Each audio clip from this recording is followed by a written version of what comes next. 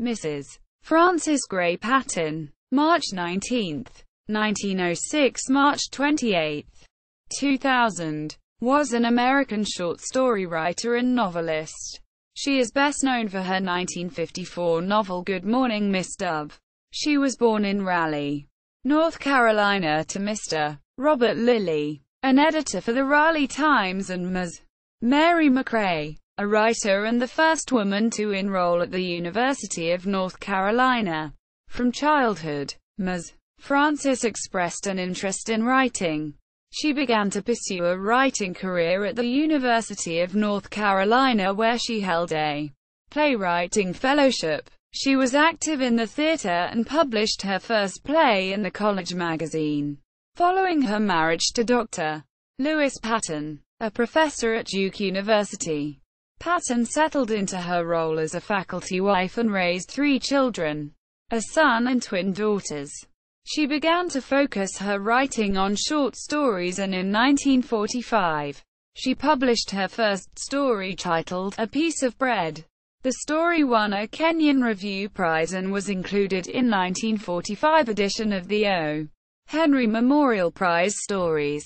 During the next decade, Patton established a relationship with the New Yorker magazine, and they would publish over 2 dozen of her stories. Her stories also appeared in such publications as Harper's, McCall's, The Saturday Review of Literature, and Collier's Weekly. A collection of stories from The New Yorker comprised her first book, The Finer Things of Life, which was published in 1951. The book received praise from critics.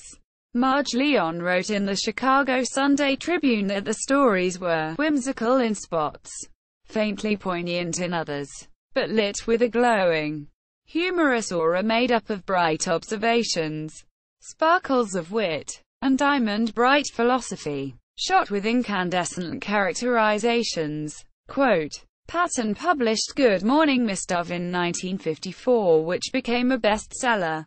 The book, which tells the story of a beloved geography teacher in a small town, originated from an earlier story Patton wrote titled A Terrible Miss Dove. Charles Poor wrote in the New York Times that the novel was ruthlessly sentimental, and a cheerful mixture of Goodbye, Mr. Chips and Mary Poppins, with touches of the rigorous way to salvation from life with Father. The book was featured as a Book of the Month Club selection and made into a successful 1955 film, starring Jennifer Jones in the title role. Patton published another short story collection in 1959 titled A Piece of Luck, and a final collection in 1969 titled 28 Stories. In addition to writing, she taught creative writing courses at both Duke University and the University of North Carolina. Patton's stories of Southern life and manners eventually earned her the nickname the Jane Austen of the South. She died at the age of 94 at Duke University Medical Center in Durham, North Carolina. Bibliography: The Finer Things of Life. Illustrated by Garrett Price.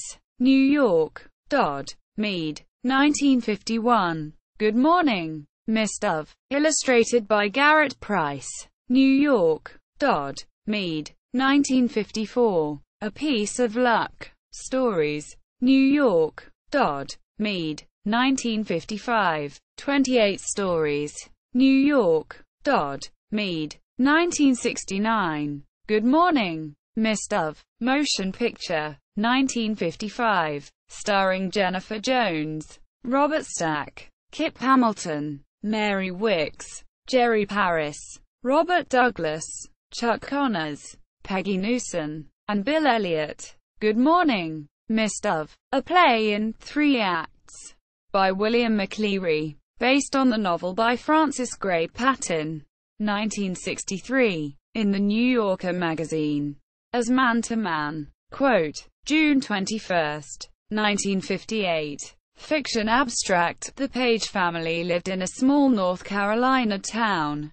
Mrs. Page decided to forego their usual vacation at Swan's Neck, a resort on the Carolina coast, and take their 2 daughters on a tour of the northeastern seaboard. She wanted to leave Mr. Page and their son Alex alone. The Man Jones. Quote, March 26, 1955 fiction abstract. Jim, a freshman at an Eastern college, took pains to behave in a more worldly manner than people in his hometown, Apex, Georgia. He invited Barbara Davis of New York City to the freshman dance, and made elaborate preparations for the evening. A letter arrived from his mother, enclosing the game. Quote, May 9, 1953 fiction abstract. Lillian Duncan runs into a childhood girlfriend and takes her home to tea, hoping to impress her with her wealth, of which she is very proud. Maria did not marry so well. They talk about their happy childhood, remembering their game of imagining they were grown up with many unusual mothers and daughters.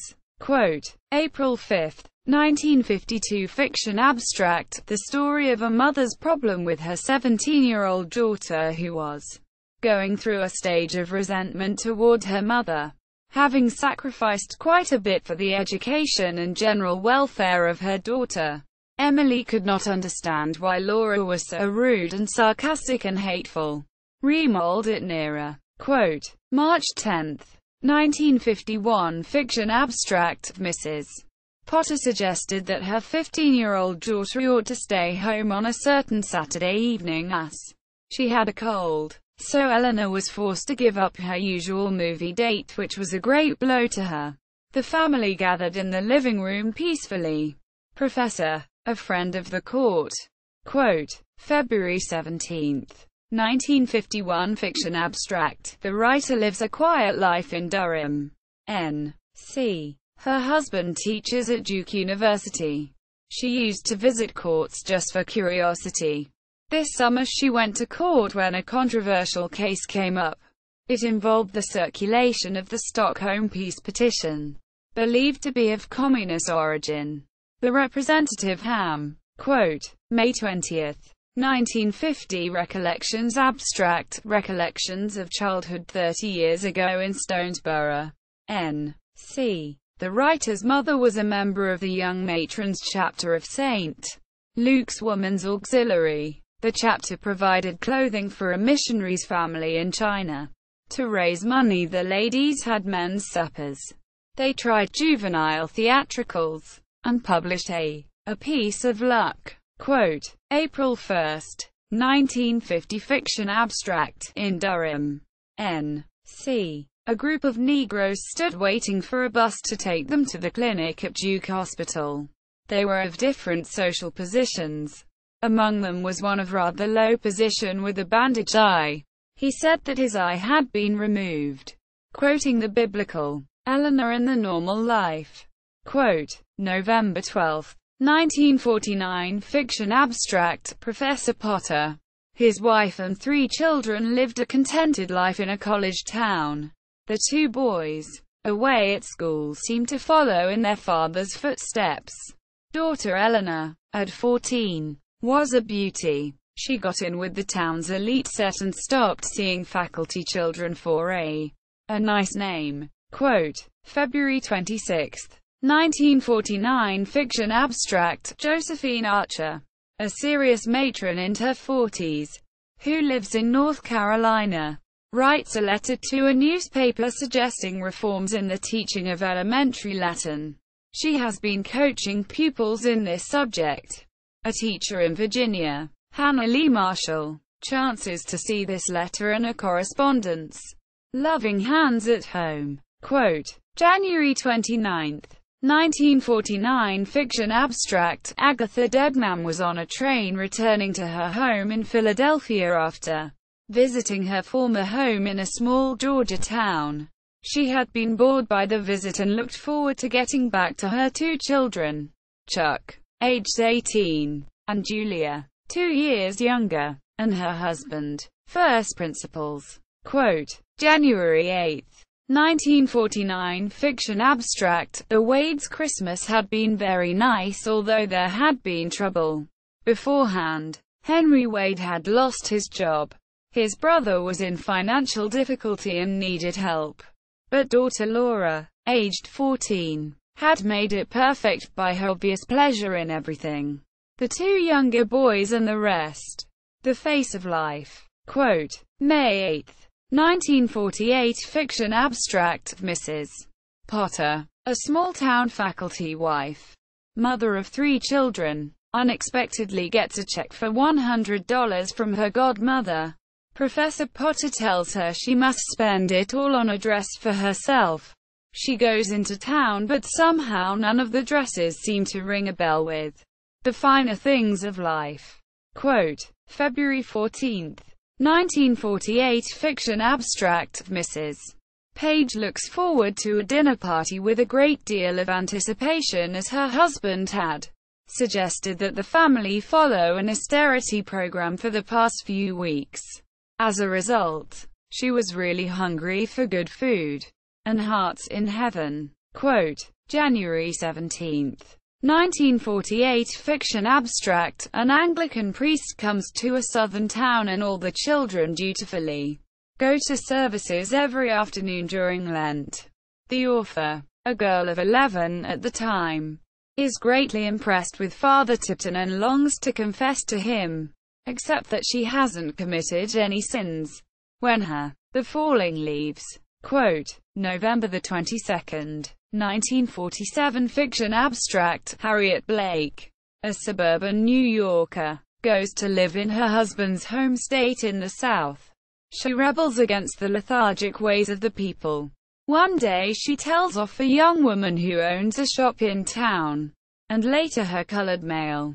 They both take her criticism.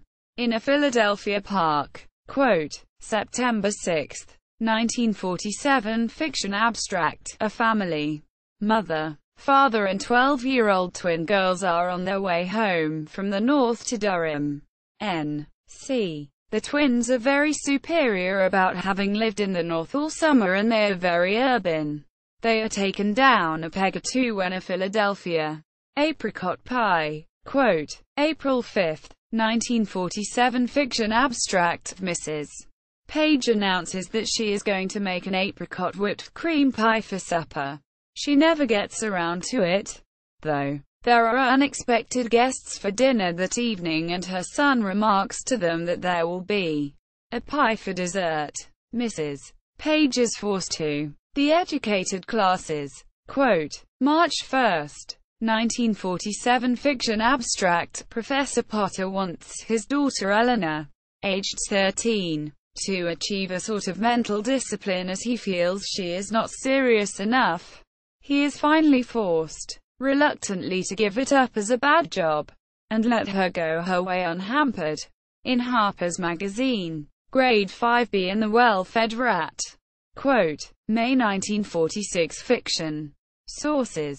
Contemporary authors. New York Times obituary. April 2, 2000. The New Yorker Online Archive. Harper's Magazine.